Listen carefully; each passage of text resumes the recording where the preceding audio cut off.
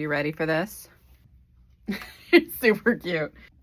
Let's make the Ellie Tote. I love this pattern from the Quilted Cow. It uses a panel to make a handy little tote bag. The panel requirements for the Quilted Cow pattern are between 9 and 13.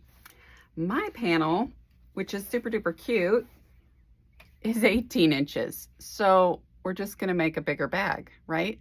So we're gonna try to follow the pattern, but we're gonna adjust it up to the 18-inch size, and I think it will work just fine. Not gonna lie, those are my famous last words. So we're gonna attempt a pocket. I say attempt because pockets are a little like zippers for me. They don't always go well. So what I've done is follow the directions a little bit. The directions said to cut a piece of fabric 7 by 13, and then you top stitch in. You fold it 1/4 of an inch in, and you've got a finished edge. I had this, and so all I did was I sewed the sides together and then I trimmed it down to about 18.5 inches, because remember, my fabric is about 18. Now I'm going to turn it right side out if I can get my big hand out of this fabric. So if I'm doing this right, just so you know, I shouldn't have to finish off or close off this bottom seam, because it is going to be contained in the seam of my bag. Okay, I think I figured this out.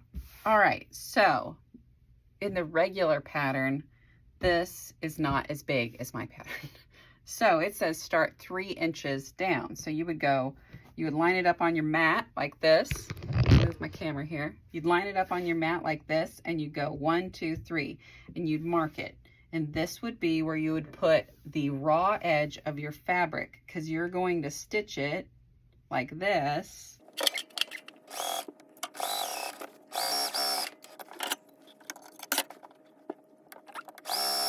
My pocket has a little pouch in the middle, so like they can put pencils or something like that, and then they can have other things in the other parts of their pouch. Okay, so now we're going to make the handles. So the handles need to be cut 4 by 18.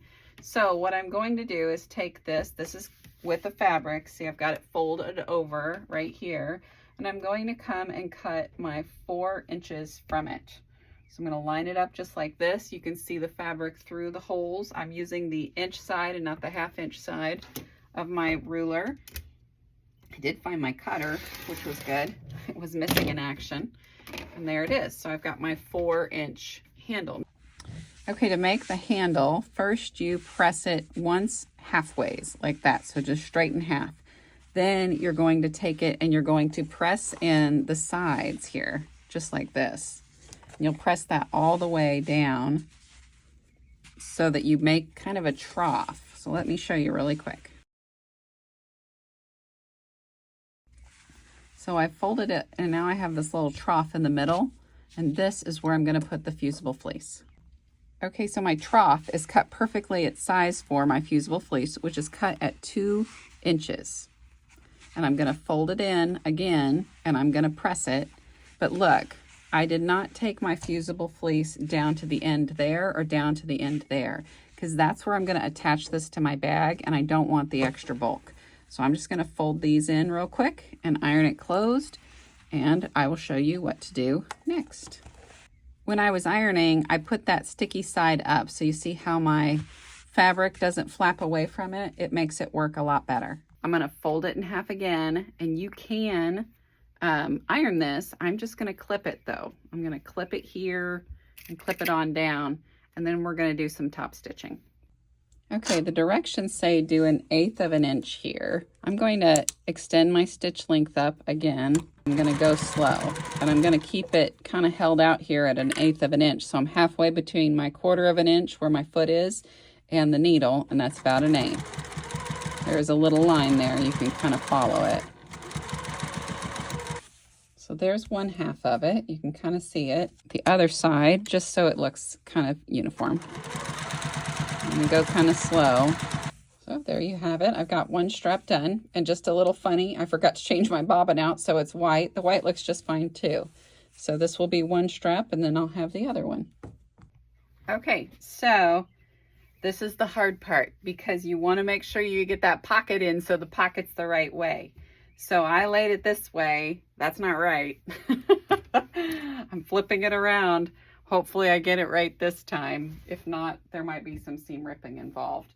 But the way to test it is you clip the corners with clips or pins, whatever you want to use, and then you flip it right side out.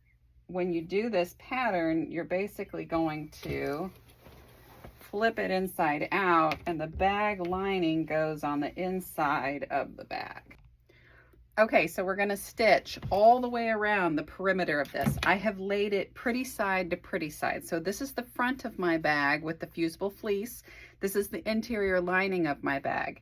And I'm gonna stitch it all the way around. I'm gonna leave myself a pretty nice size pull-through hole on one of the sides, the interior side. So this ends up being the bottom here, but it's got that seam in it. So I'm gonna leave it kind of right on the side because that's easier.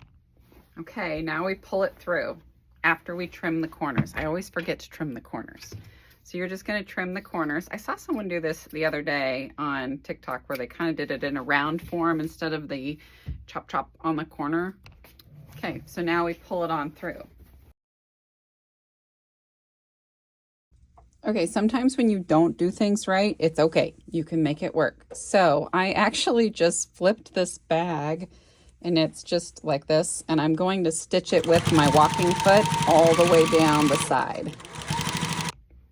Okay, sometimes we make lemons out of lemonade. So the interior, I just sewed it together. I do have a finished seam because of the way I sewed the bag together itself. Now, I can flip it out like this, and I've got a really cute little bag that my friend can use. I can square the corners if I want to, or I can leave them like this. Might square them, we'll see. It's a super cute little bag, just like that.